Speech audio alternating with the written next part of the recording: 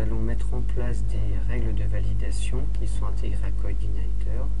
Elles vont ainsi nous éviter de mettre en place nous-mêmes des outils de vérification des données saisies dans les formulaires. Donc les règles le font à notre place. Donc pour utiliser des règles de validation, dans un premier temps, il est nécessaire d'avoir chargé la librairie forme validation. Alors pour mettre en place nos règles de validation, elles se mettent en place quand on traite les données récupérées par notre formulaire. Donc, contrôleur C-index, méthode traite forme. On peut mettre toute cette partie ici, vous la mettez en commentaire. Voilà. Alors le principe est le suivant. On va, nous pour l'instant, créer qu'une règle. Cette règle va vérifier si les données dans quantité sont correctes, c'est-à-dire que c'est bien un entier qui est saisi dans la zone de texte quantité, il y a bien sûr une valeur, et également si cette valeur est composée de blancs, les blancs ou les espaces seront. Donc pour mettre en place une règle de validation, $10 flèche forme validation flèche set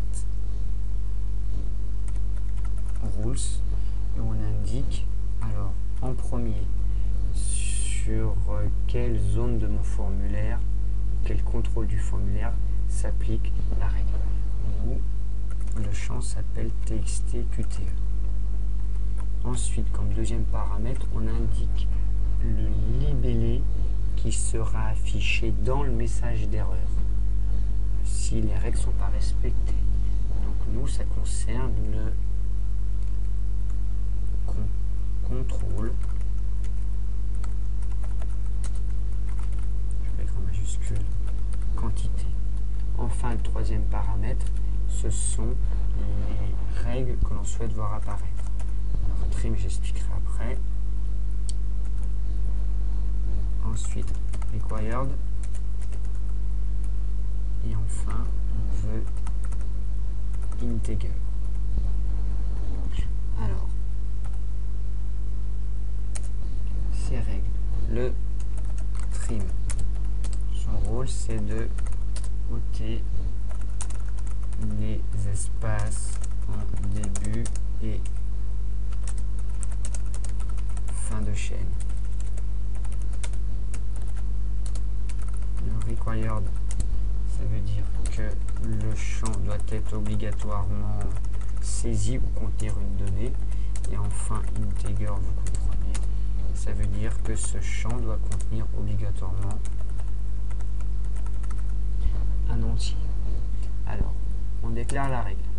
Ensuite, si cette règle ou ces règles sont vérifiées et que le formulaire a bien été envoyé, on a bien cliqué sur le bouton Submit, alors on le met en place avec un if, voilà, 10 flèche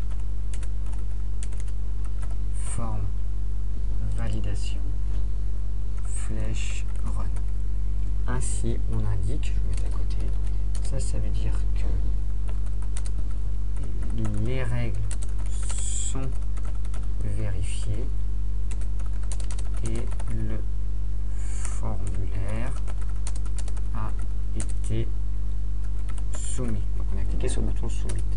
Dans cette situation, alors qu'est-ce qu'on va faire? Donc les données, on peut vraiment récupérer les données du formulaire. Donc c'est ce qu'on va faire à l'instant. Je vais reprendre ce qu'on a. Ce que l'on a mis en commentaire tout à l'heure. Et puis ensuite, je vais plus besoin de tester le empty. Je vais créer mon tableau associatif et appeler ma vue VRSForm. Par contre, si l'une de mes règles n'est pas vérifiée, dans ce cas, qu'est-ce que je fais?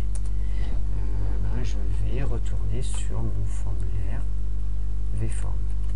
C'est ce que je fais. Je retourne sur VForm, mais il faut bien sûr ensuite indiquer à l'utilisateur pour quelle raison le formulaire n'a pas été soumis. Donc on on est obligé de rajouter dans notre vue VForm, dans notre zone de texte, parce que c'est la règle qu'on a mis en place, c'est sur la zone de texte ici. Je vais rajouter un form error, donc echo form error. La form error, je vais justement indiquer de quel champ il s'agit, donc txt qte, et je vais indiquer justement le message d'erreur ou la mise en forme de ce message d'erreur. Donc dans votre feuille de style, on a une mise en une gestion des erreurs. Span class égale error. Voici le paramètre. Et le second, c'est le entrecôte slash span. Et là, un message d'erreur apparaîtra contenant notamment ici dans notre règle le contenu du deuxième paramètre, c'est-à-dire qu'il y a un problème sur le contrôle quantité. On vérifie.